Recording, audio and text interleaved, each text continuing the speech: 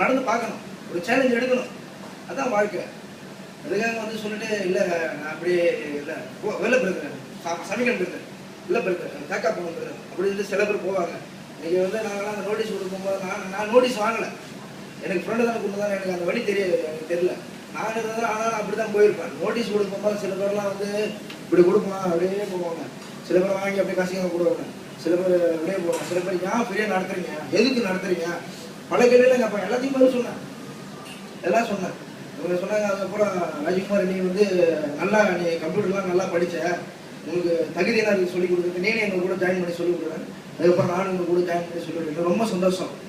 இந்த அளவுக்கு ஆண்டவர் என்னை உயர்த்திருக்கிறாருன்னா ரொம்ப சந்தோஷம். நான் வந்து எவனுக்குமே பயப்படலை.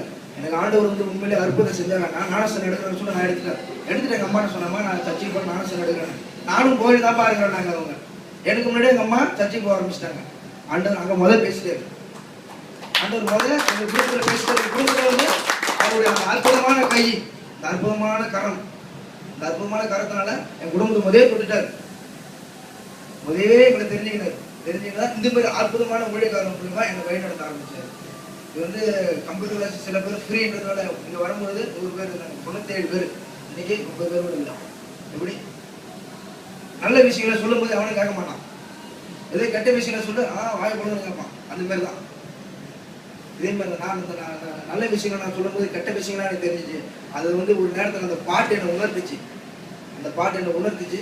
அதுதான் நான் ஒரு 2 பேர்லாம் சொல்லுவேன், கிறிஸ்டின் பாட்டெலாம் கேளுங்க, நல்லா இருக்கும், உங்களுக்கு யூஸ்ஃபுல்லாக இருக்கும், ஒரு வாழ்க்கைக்கு கொஞ்சம் முன்னேற்றமாக. சினிமா பாட்டெலாம் வேஸ்ட்டு, நாக்க முக்கன்னு சொல்லுவானுங்க, நம்ம நாக் அவுட் ஆகிடுவோம். கிறிஸ்டின் பாட்டை கேளுங்க, ரொம்ப உங்களுக்கு ஊக்கமாக இருக்கும், மருந்து போல இருக்குன்னு நான் சொல்லுவேன். சில பேர்லாம் கேட்டுருக்குறாங்க, சில பேர் அது போல் பாட்டும் கேட்குறாங்க.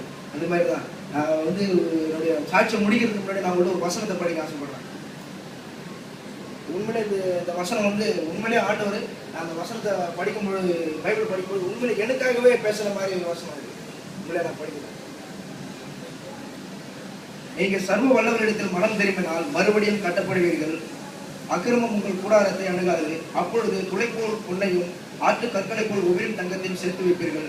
அப்பொழுது சர்வ வல்லவர் தாமே உமக்கு பசுமண்ணாக உதிப்பார், சொக்க வெள்ளியுமாய் இருப்பார்.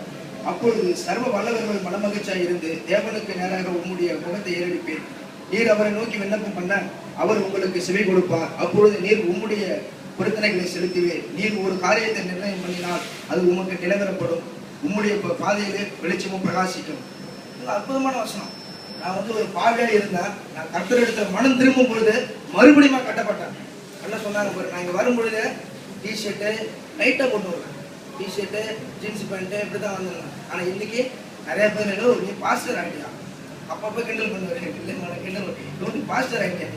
பாஸ்டர்னா சாதாரண விஷயம் கிடையாது, ஒரு புனிதமான ஒரு இது. அந்த அளவுக்கு சொல்கிற மாதிரி நான் இன்னைக்கு நான் வந்து என்னை உருவாக்கி இருக்கிறாரு ஆண்டவர். எனக்கு ரொம்ப சந்தோஷம்.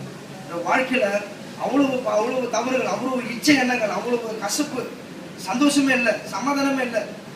அது வந்து எல்லாம் இங்கே தான் எனக்கு கிடைச்சிது.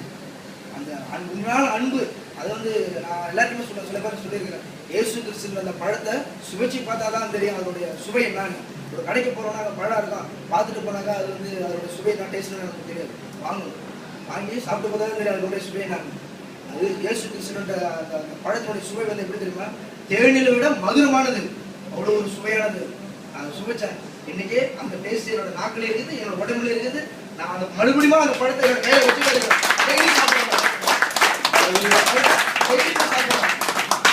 டெய்லியுமே சாப்பிட்டு இருக்கு.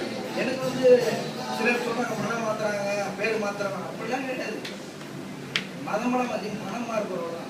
சில பேர் பாவமே செய்யல, நீ செய்யறப்பா சொந்தக்காரங்க செஞ்சிருப்பாங்க, முன்னோர்லாம் செஞ்சிருப்பாங்க. மனதை மாறுவோம், மறுபடியும் கட்டப்படுவோம், தங்கத்தை செத்துக்குவோம், ஒவ்வொரு வெள்ளியை செத்துக்குவோம். கர்த்தர் நம்மளுக்கு ஆண்டவர் தங்கமும் வெள்ளியுமா நம்ம கூட மின்னுவார். இப்படிதான் வாய்ப்பு கொடுத்த எல்லாருக்குமே நன்றி. இதோட சாட்சி